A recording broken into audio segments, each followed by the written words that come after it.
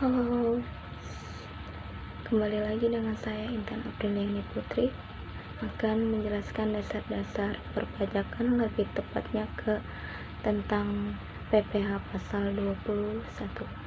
Sebelum saya menjelaskan PPh pasal 21 itu apa, saya akan menjelaskan dahulu apa yang dimaksud dengan pajak penghasilan.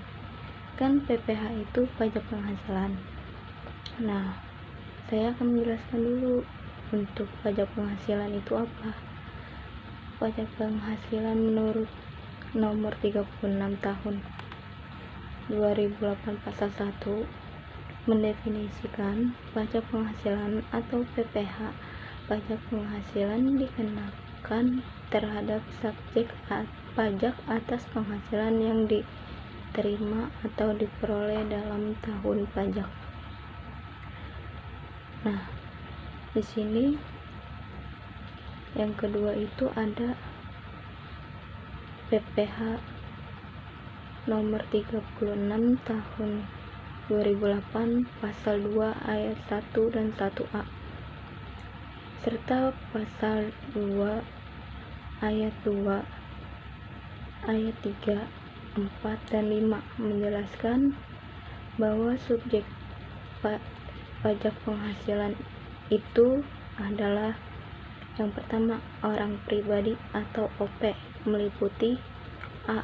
OP dalam negari, yaitu OP yang bertempat tinggal atau berada di Indonesia lebih dari 183 hari dalam 12 bulan atau dalam suatu tahun pajak berada di Indonesia dan mempunyai niat bertempat tinggal di Indonesia.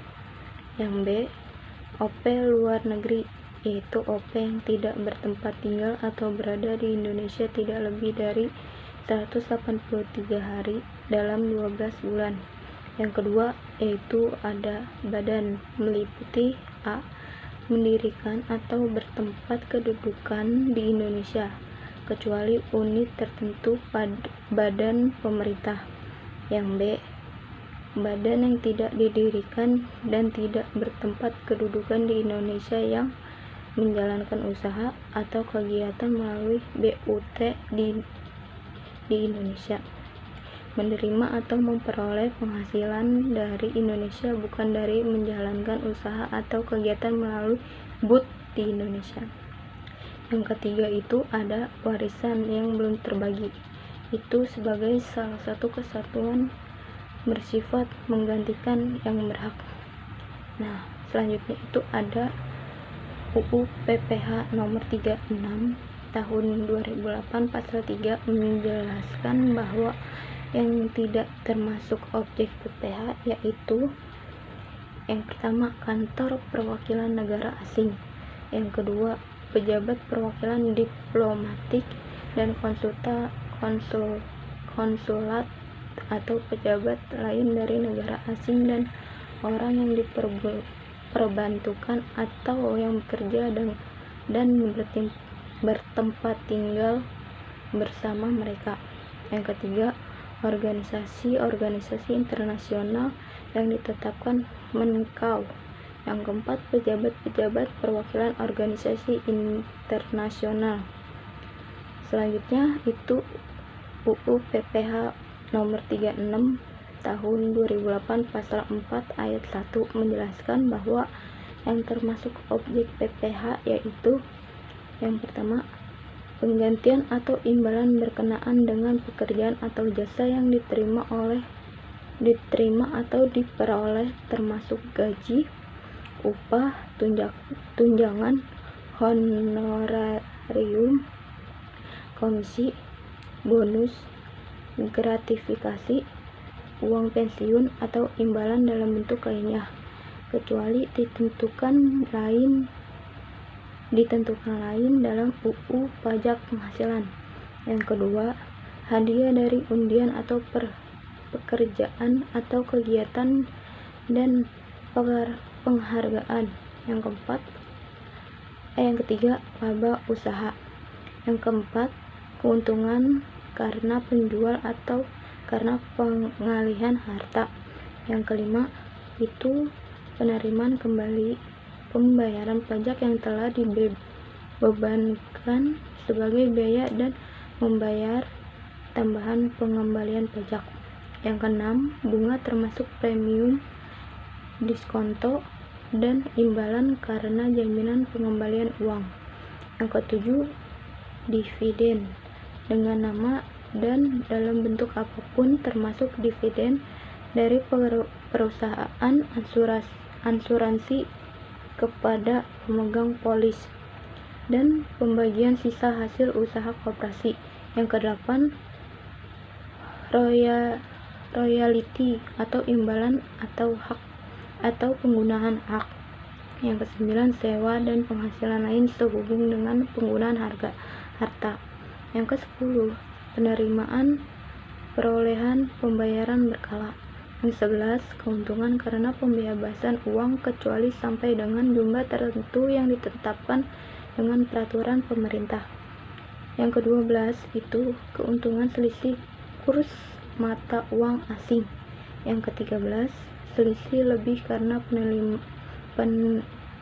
penilaian kembalian aktivitas. Yang ke-14, premi asuransi. Yang ke-15, iuran diterima atau diperoleh perkumpulan dari anggotanya yang terdiri dari wajib pajak yang menjalankan usaha atau pekerjaan bebas. Yang ke-16, tambahan kekayaan neto yang berasal dari penghasilan yang belum dikenakan pajak. 17, penghasilan dari usaha berbasis syariah, imbalan syariah. Yang 18, imbalan bunga sebagai mana maksud dalam undang-undang yang mengatur mengenai ketentuan umum dan tata cara perpajakan. Dan yang ke-19 terakhir itu ada surplus Bank Indonesia. Selanjutnya itu ada UU PPh nomor 36 tahun 2008 pasal 4 ayat 3 menjelaskan bahwa yang tidak termasuk objek PPh yaitu bantuan atau sumbangan zakat yang diterima oleh badan atau lembaga amil zakat yang disahkan oleh pemerintah dan yang diterima oleh penerima zakat yang berhak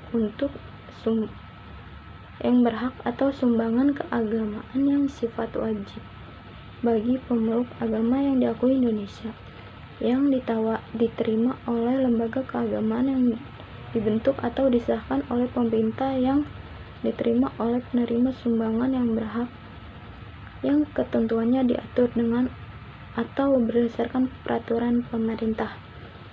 Selanjutnya, harta hibahan yang diterima oleh keluarga sedarah garis keturunan lurus 1 derajat, badan keagamaan, badan pendidikan sosial termasuk yayasan, koperasi, atau orang pribadi yang menjalankan usaha mikro dan kecil, yang ketentuannya diatur dengan atau berdasarkan PMK sepanjang tidak ada hubungan dengan usaha, pekerjaan, kepemilikan, atau pengusahaan di antara pihak-pihak tersebut.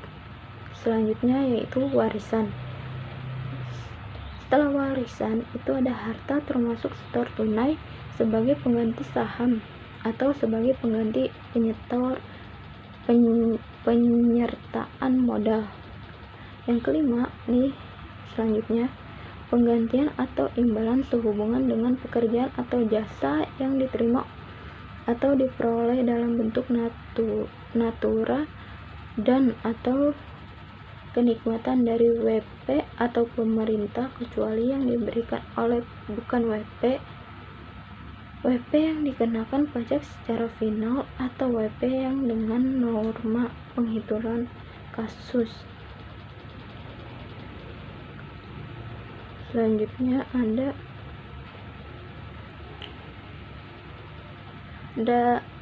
masuk ke PPh pasal 21. Apa itu PPh pasal 21? Yaitu pajak atau penghasilan berupa gaji, upah, honorarium, tunjangan, dan pembayaran lain dengan nama dan dalam bentuk apapun sehubung dengan pekerjaan atau jabatan, jasa, dan kegiatan yang dilakukan oleh orang pribadi subjek pajak di dalam negeri.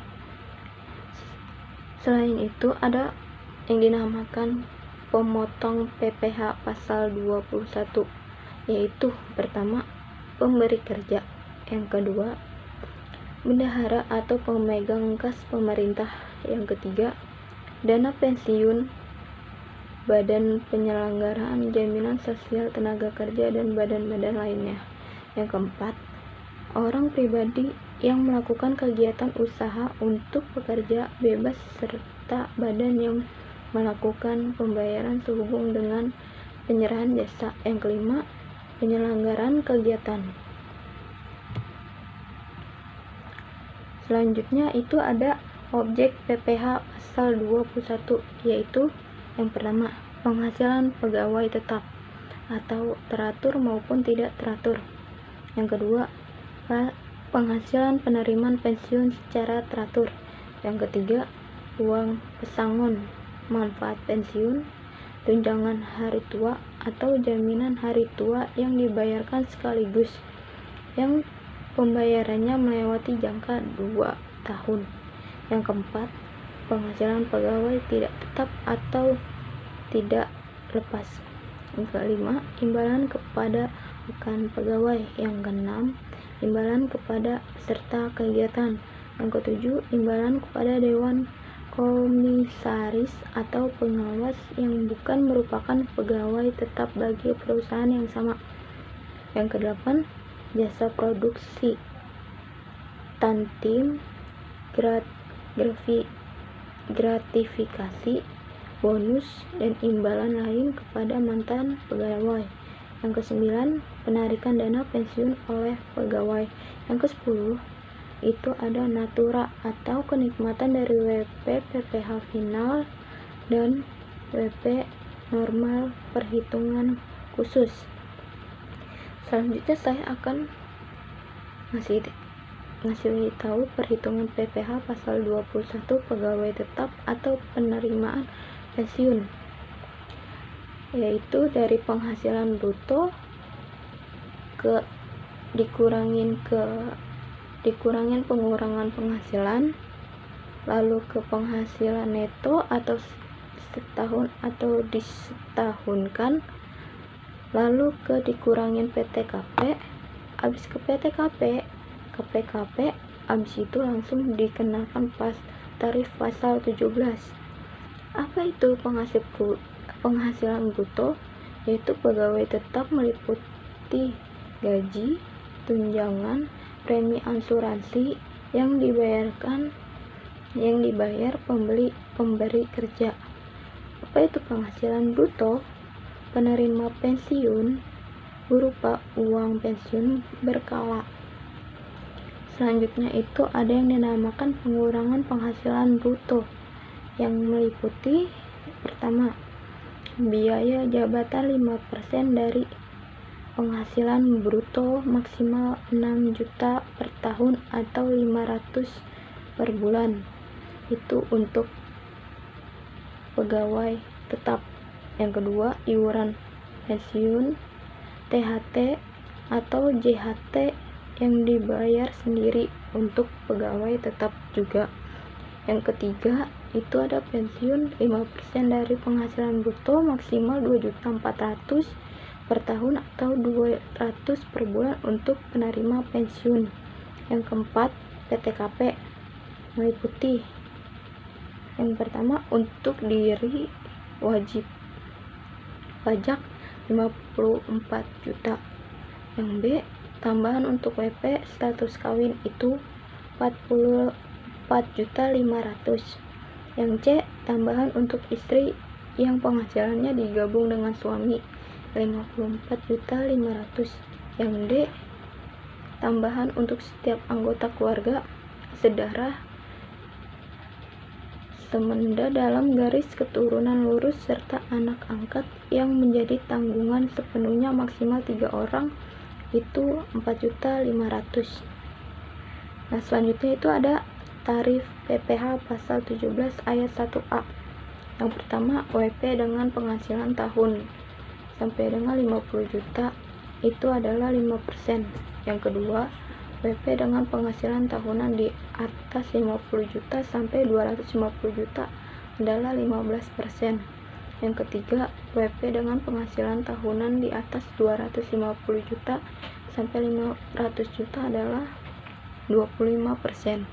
Yang keempat, UMP dengan penghasilan tahunan di atas 500 juta adalah 30%. Selanjutnya ada penghitungan pasal PPh 21 pegawai tetap atau tenaga kerja lepas atau bukan pegawai. Yang pertama, tentukan jumlah upah atau uang saku harian atau rata-rata upah atau uang saku yang diterima atau diperoleh dalam sehari. Yang kedua, dalam hal upah atau uang saku harian atau rata-rata upah yang diterima atau diperoleh dalam bulan kalender yang bersangkutan belum melebihi 4.500.000, maka tidak ada PPh pasal 21 yang harus dipotong. Yang ketiga, itu dalam hal upah atau uang saku harian atau rata-rata upah saku harian telah melebihi 450 dan sepanjang jumlah kumulatif yang diterima atau diperoleh dalam bulan kalender tersebut belum melebihi 4.500.000, maka PPh pasal 21 yang harus dipotong adalah sebesar upah saku harian atau rata-rata upah saku harian setelah dikurangi 450 dikalikan 5%.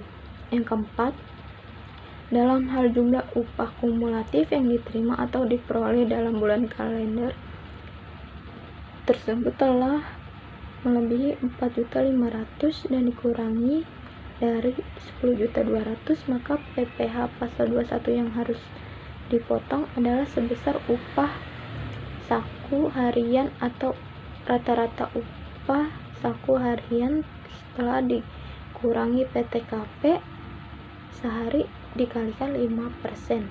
Yang kelima, itu ada dalam jumlah upah kumulatif yang diterima atau diperoleh satu bulan kalender telah melebihi 10.200.000, maka PPh pasal 21 dihitung dengan menerapkan tarif pasal 17 ayat 1 huruf A UU PPh atas jumlah upah bruto dalam satu bulan yang disetahunkan setelah dikurangi PTKP, dan PPh pasal 21 yang harus dipotong sebesar PPh pasal 21 perhitungan tersebut dibagi 12. Nah, itu saja yang saya terangkan materi tentang PPh pasal 21. Mohon maaf bila ada kata yang salah dan kurang jelas. Wabillahi taufiq wal hidayah. Wassalamualaikum warahmatullahi wabarakatuh.